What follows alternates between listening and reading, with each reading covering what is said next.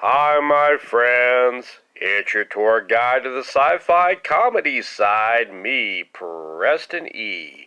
And on this video, we are going to dive deep into the 1987 sci-fi comedy, Innerspace. Let's do this! Ow!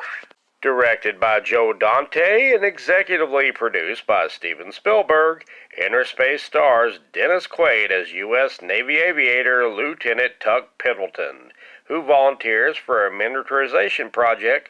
The experiment sees him placed in a pod where he and the pod are to be shrunk down and injected into a rabbit. However, before the experiment takes place, Dr. Craker, played by Fiona Lewis, and her scientific thugs break into the lab with the intent of stealing the technology for their rival organization. Ozzy, the supervisor of the experiment, escapes with a syringe. Meanwhile, Jack Putter, played by Martin Short, a hypochondriac clerk of a Safeway grocery store, is given advice by his doctor to take a relaxing vacation.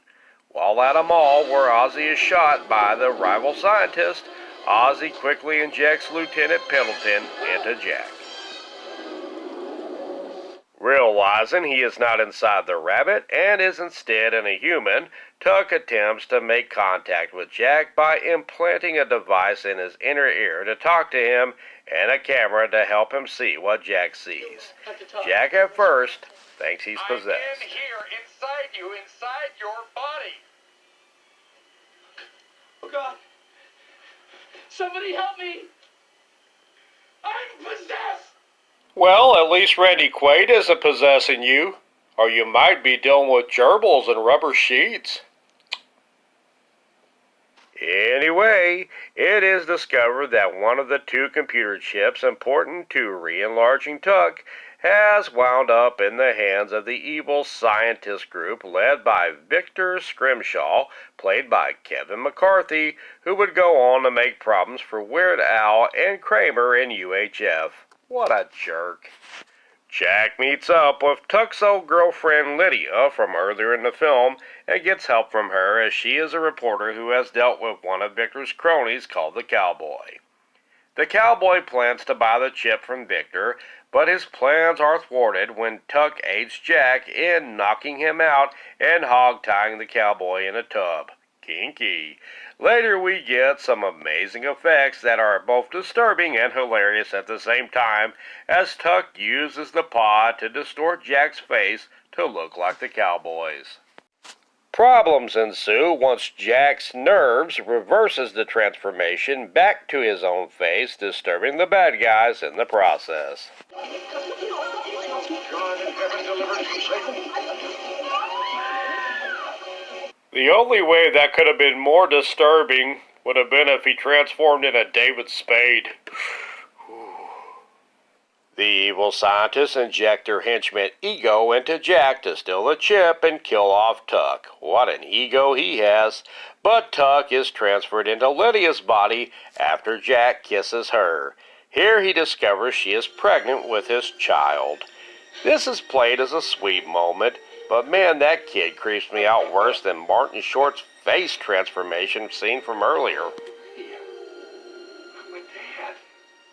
Lydia kisses Jack again, and Tuck is transferred back into Jack, where he uses Jack's nerves and acid reflux to kill off Ego. That stuff is killer, I feel ya, bro. By the way, Victor and Kanker are shrunken down to Emmanuel Lewis size, and boy are they creepy little farts. Jack and Lydia manage to evade the devilish dwarf duo and make it to the lab, where Tuck's oxygen levels are rapidly depleting in his pod. Jack sneezes him out. Tuck is re-enlarged via the two chips, and Tuck and Lydia marry. This movie won the 1988 Academy Award for Best Visual Effects. The movie is chock full of some hilarious physical comedy and some great action sequences, such as this one involving a truck and a Mustang. This kind of reminds me of another stunt from another 80s flick. Kinda.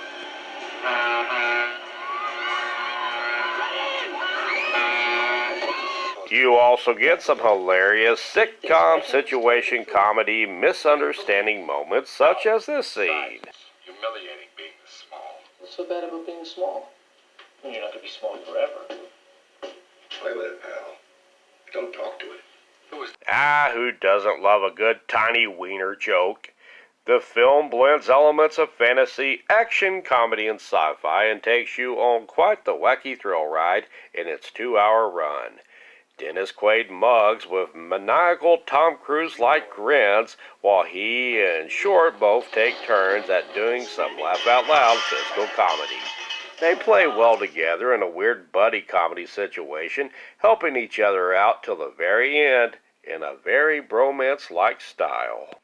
Well, that about does it for me. Please like, subscribe, and share. I've been Preston E. Garrison, and I'm in here. Dude, where is that voice coming from?